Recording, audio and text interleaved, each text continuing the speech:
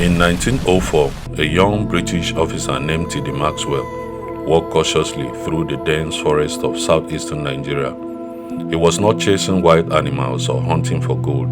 No, what he found was far more powerful and more mysterious.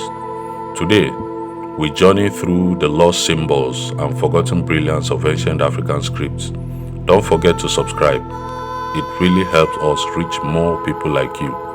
Like and share this video to show your support for African history and knowledge. Deep into the forest, Officer Maxwell was faced by a group of elders from the Ekpe society standing before him, dressed in ritual garments. They were holding palm leaf scrolls, covered in intricate symbols. When he asked what it meant, one elder simply said, "These are the words of our ancestors. We don't speak them, we read them." The script was called Nsibidi. It was neither spoken nor alphabetic, yet it carried laws, poetry, love letters, and even court judgments. It was older than many European writing systems, and it wasn't alone.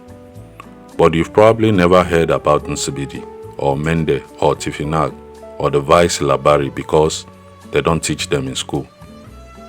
The mystery of Nsibidi. Let's start where the story began, with Nsibidi. Long before European colonizers arrived in West Africa, the people of southeastern Nigeria had created a visual writing system unlike any other. The Ejagam, an ethnic group in present-day Cross River State, are believed to be the originators. Nsibidi was not letters or phonetics. It wasn't even about language in the way we think of it. It was symbolic, each glyph conveying meaning rather than sound. Think of it like ancient emojis, but far more layered and sophisticated. A spiral could mean journey. A pair of triangles might represent justice. A looped figure, romantic love. What makes Nsibidi so fascinating is its contextual fluidity. One symbol could mean different things depending on who was reading it and where it was used, on a wall, on cloth, in sand, or even during a secret dance ritual. Some of these symbols were public, shared in communal ceremonies and painted on huts, but others, sacred, secret, only revealed to members of the Ekpe society, a male-led spiritual and political order that acted as a court, council, and cultural guardian. European colonialists often dismiss Nsibidi as primitive drawings, but over 1,000 distinct symbols have now been catalogued, many of them predating colonization by centuries. In 1960, during Nigeria's independence, Nsibidi reappeared on flags, fashion, and even murals, briefly resurfaced before fading again. But why? Why would something so rich disappear?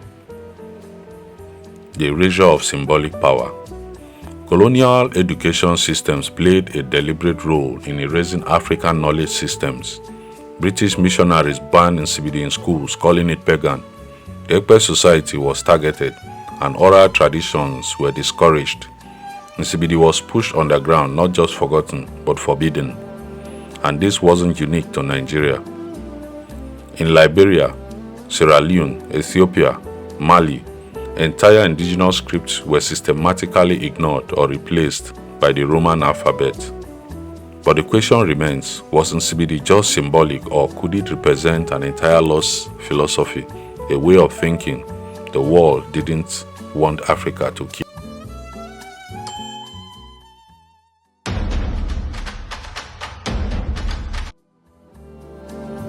More lost scripts across Africa. Let's now journey beyond Nsibidi to the many other African scripts the world rarely mentions. The Vice Labari in Liberia. In the early 19th century, Momolu Duwalu Bukele, a Liberian farmer, experienced a series of dreams where a spiritual being revealed a system of writing. Guided by his vision, he invented the Vice Labari around 1833 in what is now modern-day Liberia. The script was made up of over 200 syllabic characters, each representing a sound in the Vai language, a member of the Mande family. This was an entirely indigenous invention, the vice script was used to record everything from legal transactions to personal letters and folktales. Its impact was immense. It allowed literacy and record keeping among the Vai people long before colonizers introduced European scripts. Missionaries were stunned to discover a literate community in the unlettered interior. Today, the Vai script is still in use and has been encoded into Unicode, allowing its digital preservation. It's even taught in some Liberia schools, standing as a proud testament to African ingenuity. Tifinagh by the Tuareg and Berber peoples, North Africa. Dating back over 2,000 years, Tifinagh is descended from the ancient Libico-Berber script, a writing system used across North Africa during the Roman era. Tifinagh is still used today by the Tuareg, a nomadic Berber people who inhabit parts of Mali, Algeria, Niger, and Libya. Uniquely, Tifinagh is traditionally preserved and passed down by Tuareg women who engrave it onto leather, jewelry, and even inscribe it in sand during storytelling. During the colonial period, the script was suppressed in favor of Arabic and French, but in the 21st century, Tifinagh is undergoing a revival. In Morocco and Algeria, it has become a national script of the Amazigh Berber language. It's now used on school books, official documents, currency, and public signage. The script has also found new life in art and fashion across the Maghreb. Tifinagh is not just a script, it's a political symbol of cultural resilience. Mende Kikakui, Sierra Leone. Invented around 1917 by Mohamed Touré, a tailor and devout Muslim from southern Sierra Leone, the Kikakui script was later expanded by his students to accommodate more syllables of the Mende language. The script featured over 180 symbols, making it one of the most intricate syllabaries in West Africa. Kikakui was used in record keeping, bookkeeping, trade, and education among Mende speakers, providing an indigenous alternative to Arabic and Latin scripts. However, Kikakui declined sharply with colonial education, which favored English and Roman characters. Today, only a small number of people can still read or write it. Efforts to digitize and revive Kikakui are underway, including inclusion in Unicode. Some cultural heritage organizations in Sierra Leone now teach the script to students, hoping to reignite a literary flame that once burned brightly. Ge'ez, Ethiopia and Eritrea. Known as Fidel, the Ge'ez script is one of the oldest alpha syllabaries still in continuous use. It dates back to at least the 5th century BCE, originating from the ancient kingdom of Demt in what is now northern Ethiopia and Eritrea.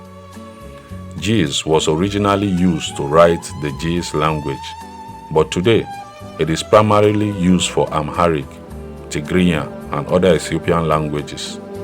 The script has 26 base characters, each modified into over 200 forms, depending on vowels. It's complex but stunning in its precision.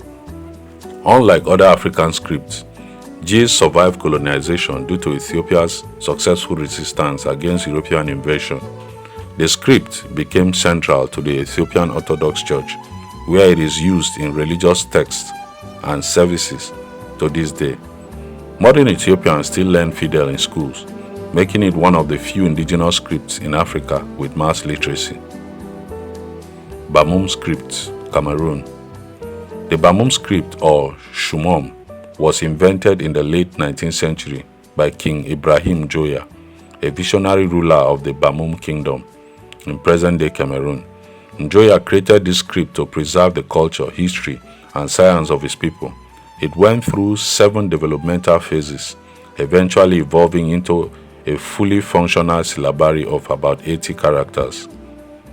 Under Njoya, the Bamum people used the script to produce books on medicine, astronomy, law, and governance. A printing press was even established to publish in Shumon, but French colonial forces banned its use in the 1930s, fearing it might foster rebellion. Libraries were destroyed and usage declined. Today, descendants of the Bamum royal family have launched revitalization efforts, including the Bamum Script and Archives project, and children in Foundban are once again learning the script. Symbols as identity, not just language. You see, African writing wasn't always about recording history, it was about living it. In Nsibidi, to write was to perform. In Tifinagh, script wasn't just a tool, it was an identity. This script carried law, love, medicine, kinship, and power. They were used to settle disputes, pass secrets, court lovers, and protect spiritual truth. Colonial system replaced these nuanced methods with linear scripts, claiming them as universal, but what they call primitive was often more advanced than they realized. Some Nsibidi symbols, for instance, resemble quantum diagrams and fractal patterns, ideas that scientists only began understanding in the 20th century. Could it be that this ancient script held not just communication, but consciousness? Nsibidi, the mystical script that refused to die. A language isn't just lost when it's forgotten, it dies when no one dares to remember it. And for over a century, Nsibidi hovered on that edge, never completely gone, but carefully hidden in plain sight. Was Nsibidi ever truly lost? The truth is, Nsibidi was never extinct. It lived in the shadows, protected by secret societies like the Ekpe and Okonko, who used it as a visual language for communication, governance, spirituality, and art. But when colonialists arrived, they couldn't read it, and anything they couldn't control, they suppressed. Missionaries labeled it pagan magic, and colonial schools ignored it altogether. By the early 20th century, Nsibidi was no longer being taught in public, especially to the younger generation. Its use became cloaked in secrecy, confined to initiates and elders. But it wasn't dead, it was waiting. The reviver, who dared to remember? Nsibidi's revival began quietly in art studios, anthropology departments, and even in film sets. One of the most notable champions of this revival is Victor Ekpo, a Nigerian-American visual artist whose career has been devoted to reimagining Nsibidi in modern forms. His work, which has been exhibited at the Smithsonian, the British Museum, and galleries around the world, features stylized Nsibidi symbols meshed with futuristic design, creating a visual bridge between the past and future. Meanwhile, in Nigeria, cultural institutions like the Nsibidi Institute in Lagos have begun the hard work of collecting, digitizing, and interpreting Nsibidi symbols. They collaborate with linguists, traditional custodians, and historians to reclaim what was nearly erased. Among the Ekpe society, efforts are also underway to teach Nsibidi to the younger generation, not just as ritual knowledge, but as cultural heritage. In communities across Cross River, Abia, and Akwa Ibom, Nsibidi camps are held where elders teach the meaning of the symbols and the values they carry. Internationally, Nsibidi has begun to surface in surprising places. In Marvel's Black Panther, some costume patterns and set designs were inspired by Nsibidi, paying homage to his aesthetic and spiritual depth. And writers like Nnedi Okorafor have woven Nsibidi into futuristic African stories, giving the symbols new life in the minds of young readers. Now, the true mystery isn't whether Nsibidi is magical, it's how it survived, unwritten, unspoken, yet unforgettable. Through centuries of suppression, it is a writing system that speaks in silence, and now it's speaking louder than ever. Africa's story was never unwritten, it was just hidden in symbols. The ancient scripts of Africa are more than relics. They are blueprints whispering truths about law, leadership, gender roles, and spiritual balance. What if Nsibidi wasn't just for the past? What if it was meant for the future? In a future video, we'll explore how some tech developers in Nigeria are using Nsibidi and Vi to build African-centered coding languages and AI models.